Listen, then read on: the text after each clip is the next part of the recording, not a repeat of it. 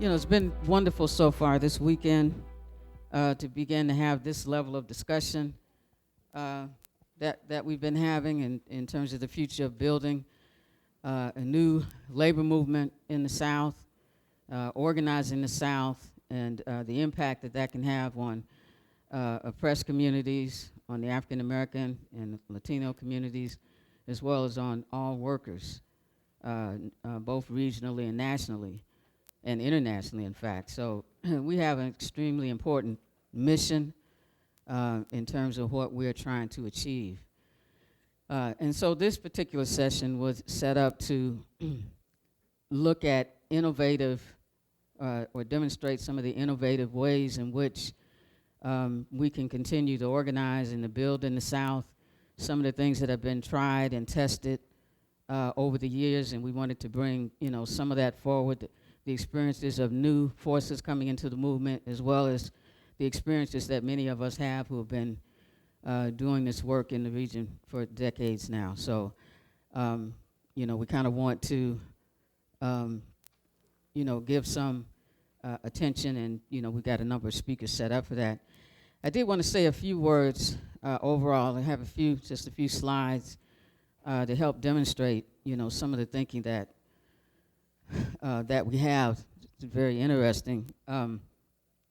This is actually an industrial labor report, kind of a research thing that companies, this particular company, what is it, Caldwell and, yeah. And they've done, their research in order, to help to show where investments are being made and how they're looking at the region. And so sometimes some of these materials, we can study them and, gather some sense, of how the corporations are looking at things. And this investment group is that, they're also, work with Trump, I guess, in the background, some history there. You can look them up on the internet. But at any rate, we can go to the next slide. They have an overview of, how they look at the region, and I think there's some interesting things here that, we can take note of. In 2024, the southeast of the U.S. Continued its outsized success attracting industrial occupiers and investors alike to the South. Overall, the region continues to be held in high regard due to its ongoing population expansion, low cost, strategic infrastructure access, and favorable business operating climate, environment. We know what that means. So in this report, they're looking at 17 key metropolitan areas in the Southeast, from Virginia to Florida, where some of these investments are being made. So it's kind of what they're calling a macro level, labor market observation report. So I think there's some, interesting factors with it. So key takeaways, next slide.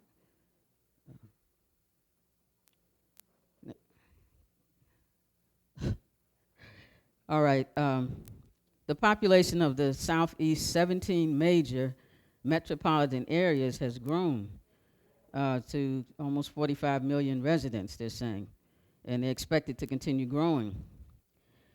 This population increase has fueled an industrial boom. It's saying, and drawing numerous industries to establish or expand their presence in the Southeast. And this is in the key areas that they're looking at are in e-commerce, 3PL, which is third-party logistics operating forces, and manufacturing. The Southeast labor prospects, have grown in tandem with the rise in industrial business, with a deeper blue-collar labor pool than the national average. And they're expecting it to continue to grow. So despite Trumpism, these investments that they're making are real, and it bodes and says something about how we need to understand the region that we're in and its impact at the national and international level. Next slide. They have some concerns, obviously, in this report, and one is the question of immigration. As we've talked about today and throughout the weekend, that's so important. And the tariff situation and what impact that's going to have. So, all of them are watching that. Next slide. But yeah, I wanted to show you the areas that they're talking about, which is very important when you consider it from our point of view. All of the areas, as you can see, and they're looking from Virginia, Hampton Roads, obviously in Richmond,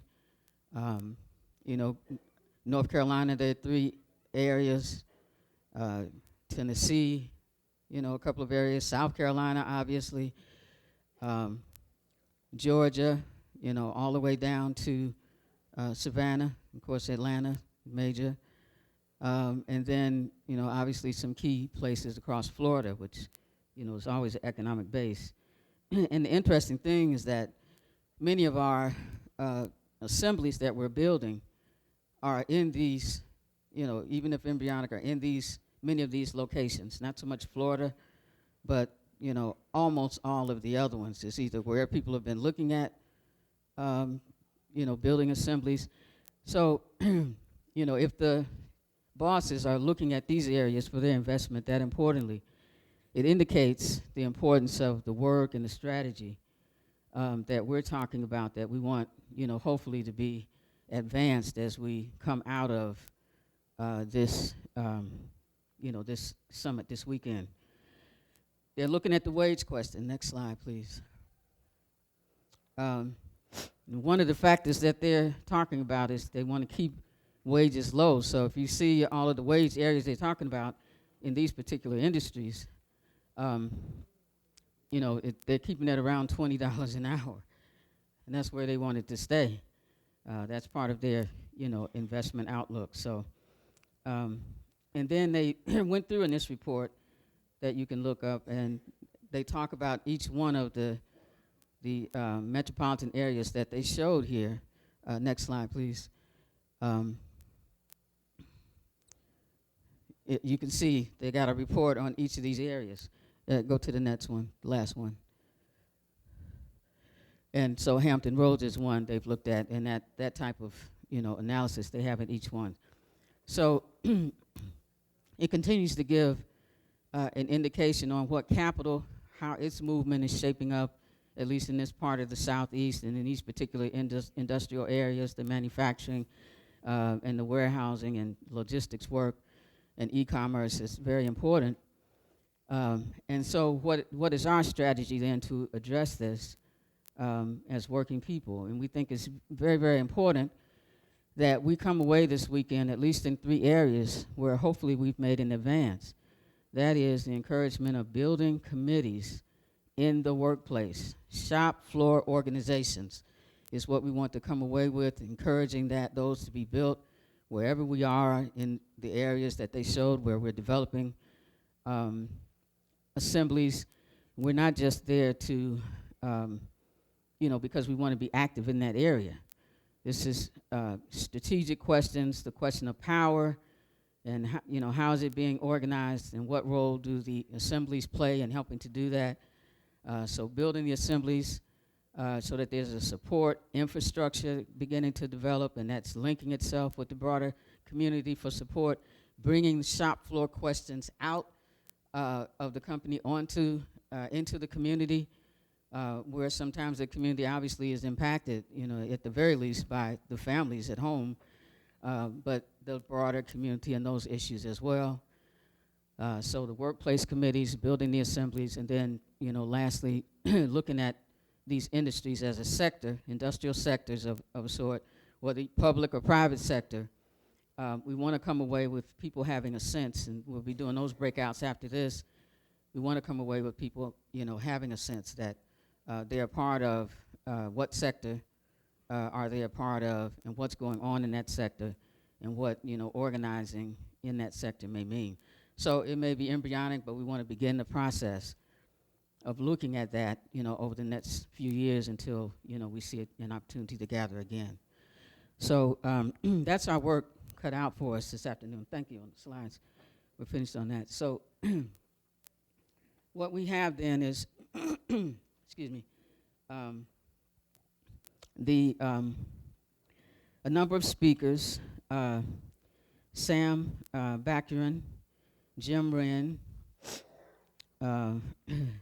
John Darcy, and Jon Greene are going to be speakers coming up. I'll read each of their biographies as they come up, but again, we're looking at some of the innovative new experiences that people are having, but also some of the long-term efforts that have been made that can be further developed and refined in the course of our next few years of work in building the labor movement in the South.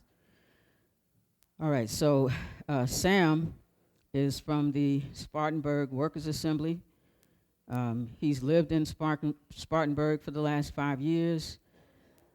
He worked with EWOC, Emergency Workers Organizing Committee, briefly, but has been working with the SWA in Spartanburg for the last year, along with our sister comrade, Jonica, led our opening session yesterday. And he works as a mechanical engineer at Freightliner Custom Chassis. So let's, Sam, you guys come on up.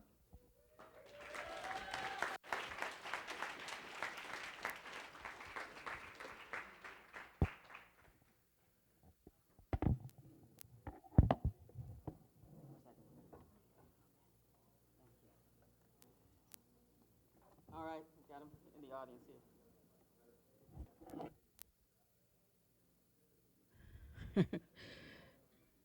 All right, thank you. They'll be here.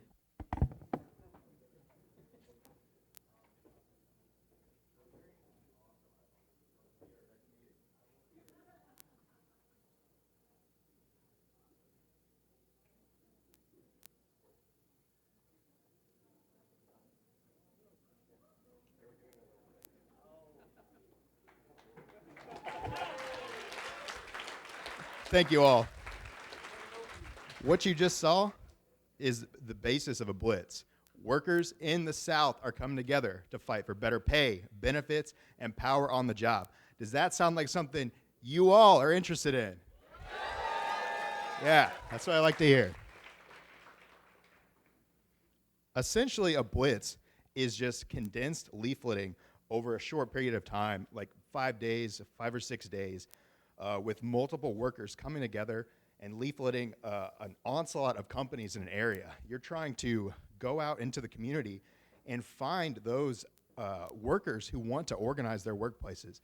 They may want to. They may think things are bad, but they don't know where to go. And the workers' assembly model is great for that. So we are trying to draw them in and find those workers who want to organize. We are engaging these workers directly at their workplaces. Spartanburg has a ton of manufacturing in this area. BMW and all of the surrounding companies. It's just, there's tons of manufacturing. So we're going to these workplaces, and we are going to right at the gates as the shift changes, and we're passing out flyers. We're there for 20, 30 minutes. We're getting names. We're getting contact info, and we're following up with those people, trying to get them to a meeting, trying to teach them how to organize their workplaces, because that's how we're going to do this. That's how we're going to organize the South. A blitz is a little bit different than just leafleting. It typically involves multiple assemblies coming together. So for our blitz back in March here in Spartanburg, which is the first one the SWA has done, we had people come as far from Nashville, Tennessee, to come and help us blitz. So we were able to blitz 25 different companies over that week, distribute 1,500 flyers. We got almost 100 new contacts during that week, and we got several more committed members during that time who now we have more power to do things in the area. We can go leaflet more places. This establishes a base of contacts to build off of. So not every worker that we talk to and get a contact info from, they may not come to a meeting, but you never know when their situation might change. So it's important that we still try and reach out, try to get them to a meeting, because you never know what could happen at work one day and they're like, all right, I'm ready to organize. You know, we're identifying class-based anger in these workers. They know something's not right. They know the bosses are making too much. They know that they're getting a raw deal, but they don't know what to do. So we're out there trying to give them an outlet for that. You know, these workers, they want change, so we're trying to help them get it. Next slide, please. So on to the company selection. That is a really important part and is really region dependent. So in Spartanburg, like I said, we have tons of manufacturing from BMW, all the supporting companies around that. We have a lot of logistics, a lot of transportation. So that's how we picked our companies. You know, we're picking the companies that represent the largest industries in the area. It may be different place to place. Like, for example, Columbia has a lot of government jobs. Some college towns will have more jobs, maybe in the service industry and also at the school.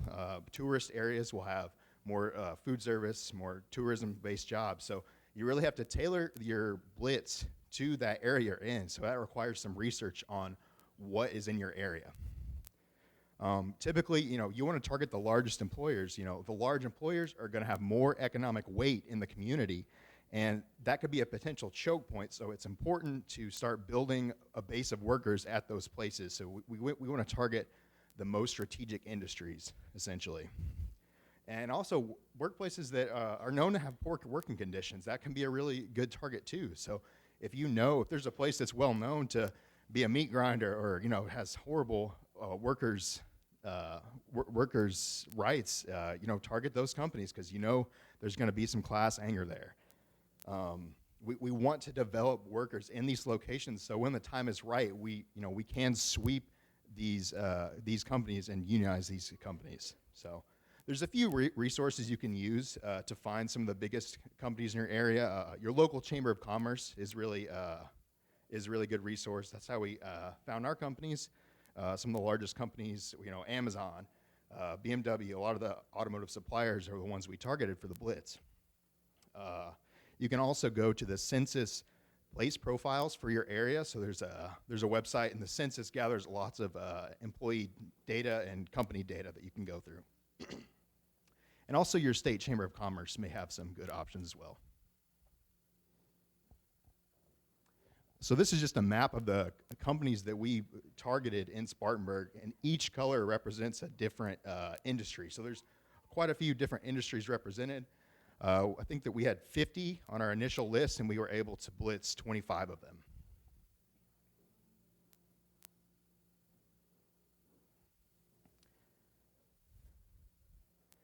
So information gathering is really important. You know, once you have the companies that you want to blitz, solidified, you got to start doing your homework. When are the shift changes? Where are the entrances and exits? You know, where are the parking locations? How many people are we going to need at each location? This is, it's incredibly important info to have to execute a successful leaflet and blitz. There's a few options to do. You can call a business directly, act interested in a job. You can go on Indeed, LinkedIn, look for job postings. You can post anonymous questions on Google, just pretend to be interested in the company. Or you can just send a scout out there to go and watch the company, see when the shift changes. For parking and entrances, you can use Google Maps, Google Street View to find those parking locations. You typically want 2 or more leafleters per entrance, so that's just something to take into account when you're looking at those companies. And then you really want to park within eyesight of that leaflet location, so you have a quick getaway if something goes wrong, or make sure nobody's messing with your car.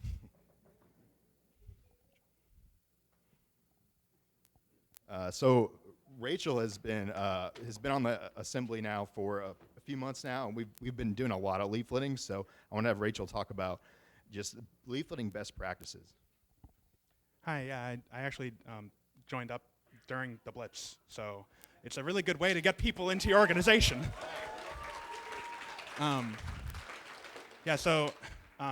Your out there, you've got to, first of all, stay safe. So definitely like 2 people at least per location. Don't be out there on your own.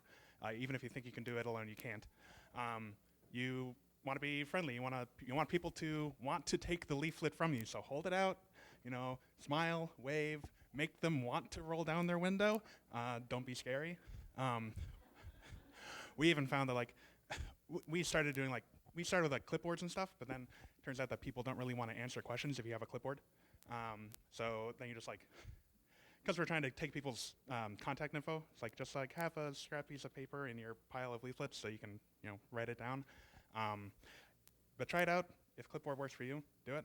But yeah, and then for the flyer, we've experimented with both general flyers and also targeted to the so Amazon, we had flyers saying these are what the Amazon workers around the country are fighting for, and educating workers hey, people at your company want this, why don't you? And then make sure that you have the next meeting or a way to get in touch. Just make sure you have all the info that people, once they take the flyer, can stay in touch with you, try to get their contact info. Yeah. Next slide. And then follow-up is key. Ideally, as soon as possible, even right after you get the contact info, text them or call them, let them know, hey, you just talked to me. I'm Rachel. I just found you outside of Michelin. Want to make sure you're coming to our meeting. Try to get in touch with other workers of Michelin. They want the same thing as you do. Because if you just get contact info and then leave it for a month, they're not going to want to talk to you. You want to establish that contact as soon as possible. Get them to the meeting. Get them in touch with us and with other people at their workplace so that they can start organizing within their workplace and start getting the things that we want, which is better wages, better conditions, power on the job. So. Awesome. Thanks, Rachel.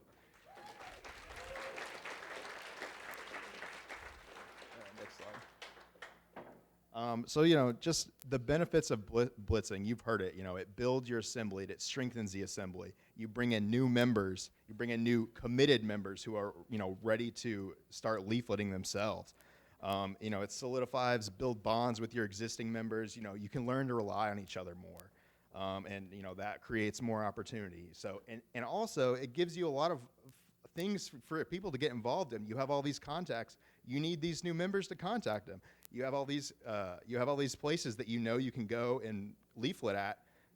Now you have more people to go leaflet at those places more frequently. So with more people, more is possible. So it also builds solidarity with neighboring assemblies. We met several people from other assemblies. We know them now. We see them at the summit now. And we have a good relationship with them. So that's really great. And it can really form the beginnings of a workplace sweep, which is the SWA model. We want to organize. There's more power in more workplaces than just organizing one at a time. We're trying to organize several places at once based on industry, based on geography, based on common issues. So just overall, the Blitz is a great model for strengthening and building your assembly. I know Charlotte has done a Blitz since after ours, and they had good success there. I highly encourage new and just starting out assemblies to do this Blitz and to leaflet and build your base of contacts. And I would like to thank all the people in vests here. They've been putting in tons of hours on leafleting. We're going out several times a month. It's hot, it's raining sometimes. Just I want to thank them. Because they're doing great work, and I'm really proud of them. So just thank you. And let's go. Let's organize the South. Hey, give me a hand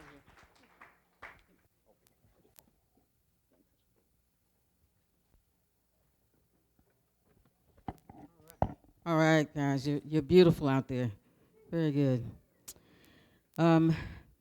Next, there's a lot that could be said after each of these speeches, but we don't want to prolong the time. Next, we'll have Jim Wrenn of UE 150. Jim lives in Tarboro, North Carolina. He's a long time close comrade of ours. And really, Jim is a hero among us, as he was one of the workers shot by the Klan at an anti-Klan demonstration years ago. So, you know, he has a storied history for sure. And I think we, you know, need to appreciate and love comrades like this that are among us, willing to sacrifice their lives.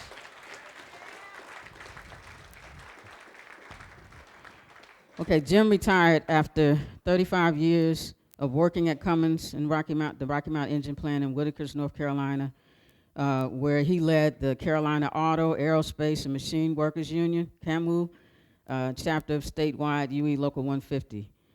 And he led that from its beginnings in a 1990 petition campaign for the MLK paid holiday. CAAMWU has pioneered the non-majority or pre-majority union strategy described by Labor Notes in 2002 as organizing the old-fashioned way. Wrenn served for 14 years as State Secretary Treasurer of UE Local 150 and now serves as Treasurer of the SWA and sits on the SWA Coordinating Committee. And he's a member of the Down East North Carolina Workers Assembly that we're building there, a workers' assembly in formation based in Rocky Mount and surrounding areas of eastern North Carolina. Jim, thank you. Good afternoon, good afternoon. And I am part of UE 150. I'd like all members of UE 150 please stand if you could, and want to also recognize and also UE!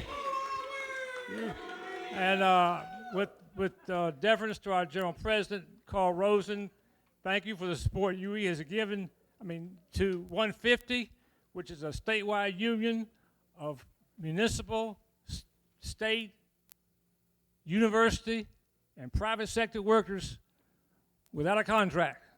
But we're a union.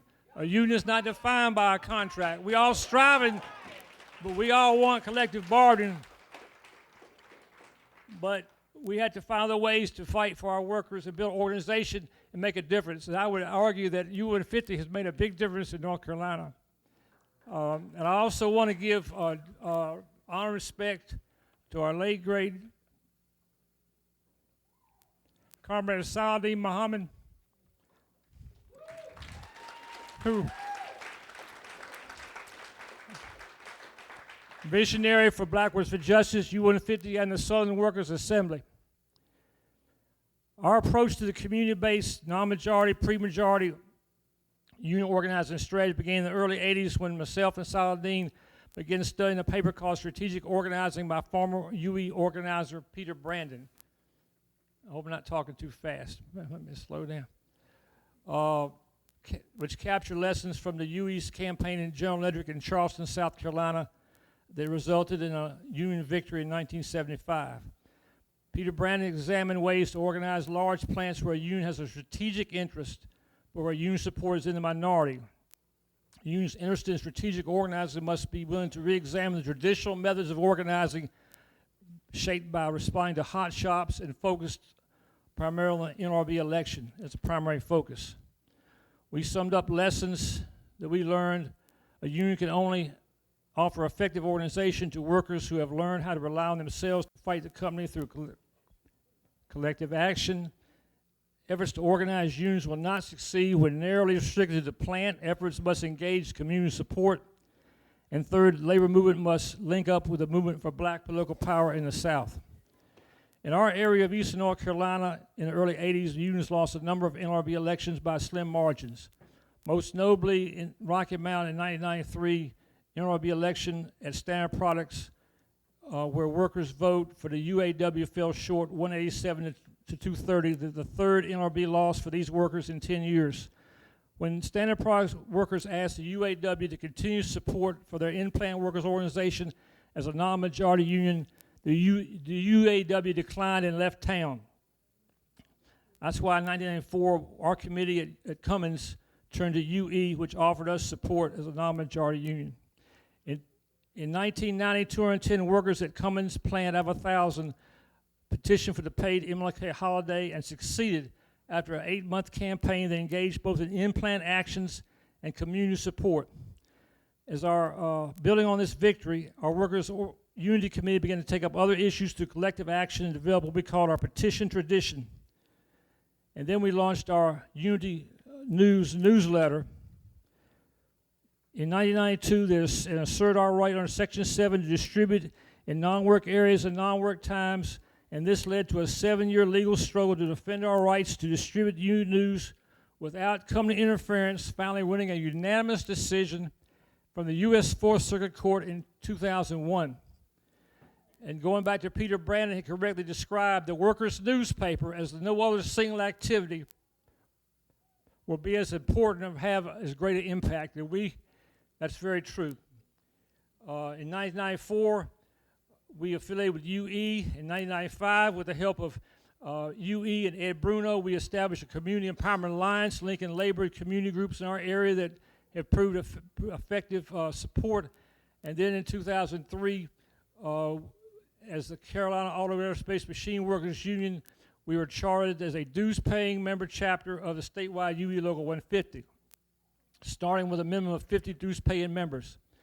And since that time, we've employed shop floor tactics such as petition campaigns, button and sticker wearing, and distribution of news.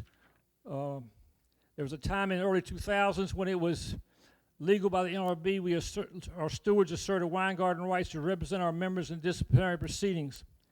We filed over 25 NLRB complaints in the last 30 years, and at least a third of them have resulted in satisfactory settlements, including the one is recently in 2020 when we won a decision on the right of a group of workers to walk off the job as a group for safety reasons and without retaliation.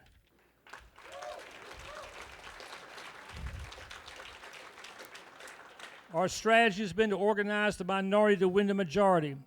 To that end, we engaged a number of collective action campaigns that successfully reinstated 3 unfairly fired workers, gained a worker-friendly severe weather policy, and challenged the unfair merit pay system. In 2004, we organized a members-only wage and hour lawsuit against Cummins for withholding 30% of our annual bonus in 2002.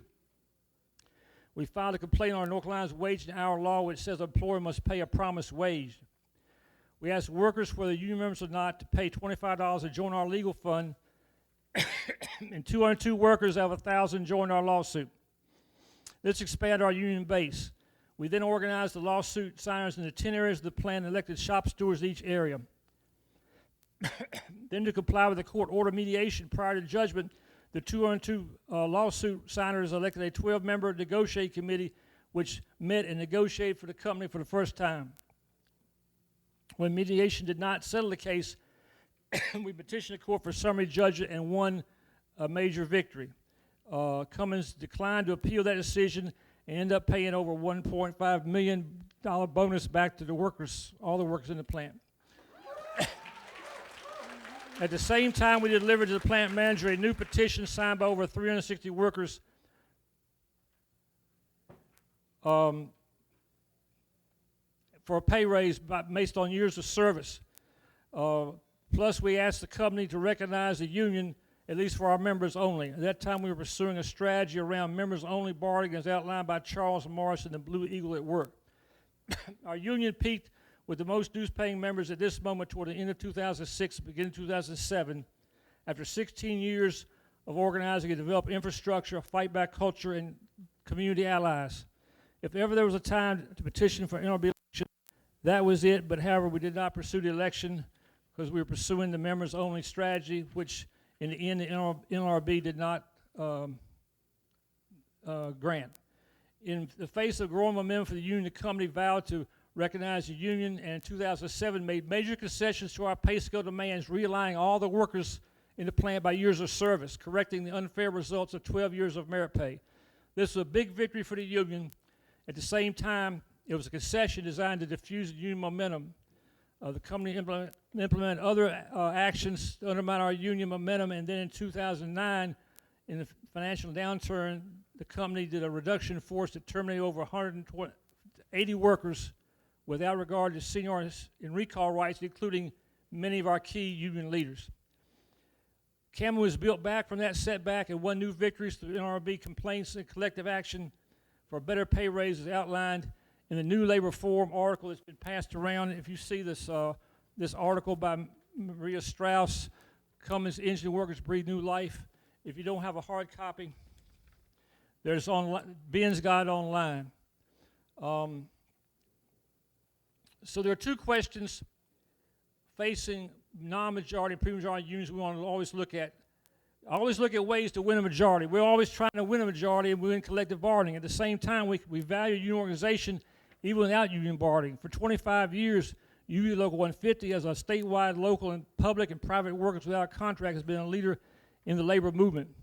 We think it's important and critical that workers organize workplace committees that take up in-plant issues through petitions to management and collective action, establish a self-sufficient organization funded by the workers, and start a workers' newspaper or shop floor newsletter. Pro-union workers should not aim at first the NLRB election, but engage co-workers in Section 7 rights to concerted activity to address grievances to management and educate co-workers through a workers' newspaper, build a network of alliances in the community, and link up with the movement for black political power in their area and the South. This lays the basis for successful attempts to win collective bargaining.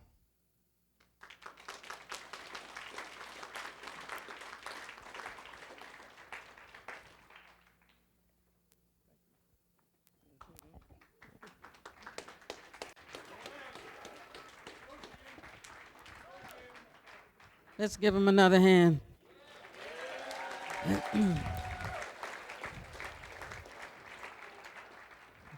Quite some important history there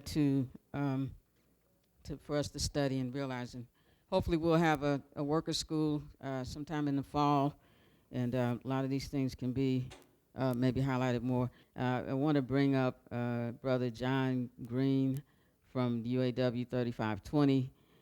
Jon Greene is the president of UAW Local 3520, which represents the workers at Daimler Trucks North America in Cleveland, North Carolina, and Ford High Velocity Center in Mebane, North Carolina.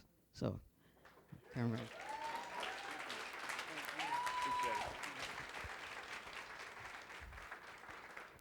All right, so that's right. I do represent the labor at Freightliner and Daimler in Cleveland, North Carolina, and at Ford High Velocity Center. So if you know anything about the UAW, you know that we've been on the news here in the past couple of years for the big three strikes, along with regionally in the Carolinas and Georgia, Tennessee, with the Daimler contract. And like everything we've talked about today, solidarity is the key to all of this. But so yesterday I told you about the division that they kept us with 6 plants and how divided it was, and 6 different pay scales. And by the solidarity that come between them 6 plants, we were able to get a record contract. And thank you. As well as move forward for our next round of negotiations in 2028, we'll be able to be in solidarity and just move from there.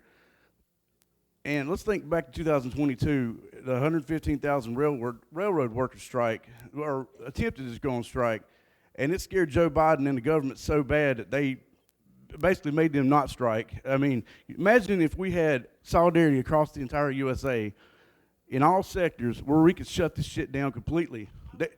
They'd have to listen to us. So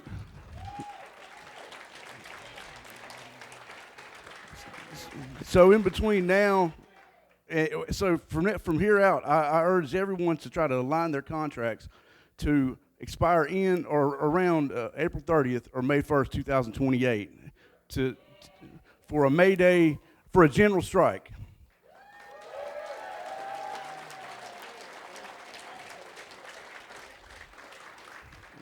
Now, in between then and it's going to have to try to align that. We also got to walk the walk and talk the talk. So get with your locals, get with your people, and like I said yesterday, you got to be prepared to go on strike. You can't just say we're going to strike and not be ready. So have the practice pickets, do all the things I talked about yesterday. Get your porta-johns right. Yeah, so because that was the realest thing for me, seeing that out there. So I'm glad y'all are listening to me. By the way, I took these notes at the last minute as well. Huh? Right on. So we got a lot of things accomplished in the big three and the Daimler, but there's still a lot out there that needs to be touched on. I mean, it's stuff you talk about in the break rooms. We want to take it to the break tables. We want to take it to the negotiating table. And some of the things is, fight for to eliminate stock buybacks, expansion of labor rights. Maybe pass the PRO Act. We want to talk about stuff like that. A shorter work week without loss in pay. So like work-life balance. 32 hours. A 32-hour work week would be great. I mean, there's 24 hours in a day for a reason. Eight to sleep, 8 to eat. I mean, not to eat 8 hours. 8 to sleep, 8 for family, and eight for work. But anyway, we also need to bring up some wages across the South and the global South. Being, they're moving all these jobs in here from up north. They think that they're going to save money, and then they go to Mexico and do the same thing they did it to the people up north to us. The only way we're going to compete with that if we bring up the wages of the people that's being exploited south of the border.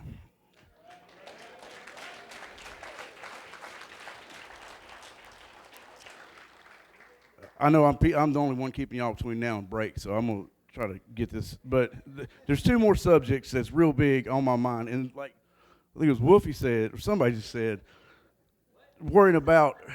somebody said something about worrying about retiree health care and all that. Like, well, I know everybody's worried about that. And universal health care, we want to tackle those subjects as well. And retirement security for all. I've been working at Freightliner. I've been working at Daimler for 23 years. I got about 17 more to go if I retire at 62. Right. I mean, that'd be 17. I'm not a rocket appliances, but that's 40 years. So I don't want to work 40 years and then have to go get a job at a barbecue joint, chopping barbecue or a gas station, because they don't let me pump gas no more. But anyway, we want to tackle some of these problems. And one thing we took out of the Big Three strike, they told the companies told us that there wasn't nothing they can do about it. Their hands were tied. It's the banks. They threw it back on the banks. Well, the banks are heavily regulated by the government. So we might just have to make this a problem for everybody. And, but this is, let's do it. Let's do it. So that's a call to action. Yeah, so on behalf of the United, come on, let's do it. So on behalf of the United Auto Workers, I invite every one of y'all to try to get your contracts aligned as close as you can to May Day of 2028. And let's use them Porta-Johns together. We're going to get a lot of them. So,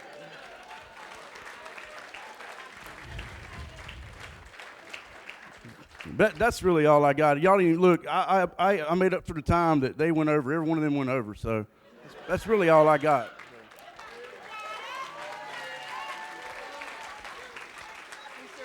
Thank you. All right. 2028, let's keep that May Day 2028. That would be quite a feat. National strike in this country for something. All right now we want to take about 20 minutes to have what we're calling table discussions. If everybody would, kind of cooperate together. And what we're going to do is, look at a couple of questions here, 3 to be exact. You should have some of these questions on many of your tables, hopefully. Is that right, Ben? They've got them? Oh, they're on the screen. Okay, I thought they were going to be on the table. Cool. All right, so the questions are going to be on the screen. Let's everybody get to a table, please, or, gather around quickly.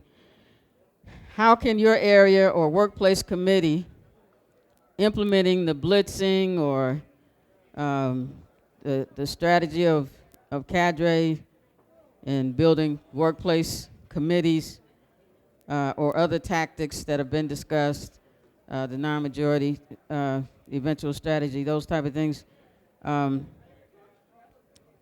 can, take a look at that and what might be possible in your area, where you work. What's needed to begin preparations to build mass actions for the 2028 national strike?